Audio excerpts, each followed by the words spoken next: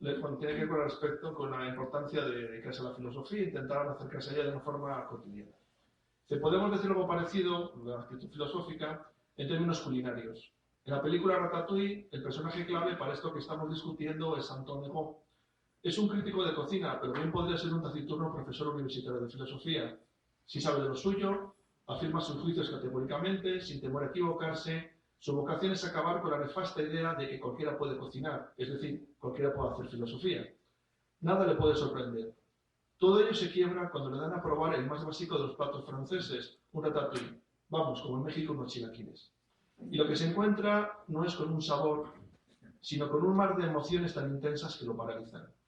En ese momento, el crítico, quizás por primera vez en su largo historial, se asoma a la actitud, lo que le lleva a escribir seguramente la reseña de su vida, en la que no puede dejar de afirmar: en el pasado nunca oculté mi desdén por el lema del chef Gusteau, cualquiera puede cocinar. Pero me di cuenta de que no había comprendido realmente lo que quería decir con ello. No es que cualquiera pueda ser un gran artista, sino que los grandes artistas pueden proceder de cualquier lado. Así, solo el profesional de la filosofía, que es capaz de admirarse ante lo cotidiano, para leer en la vida no solo los libros, empieza a cobrar una actitud filosófica.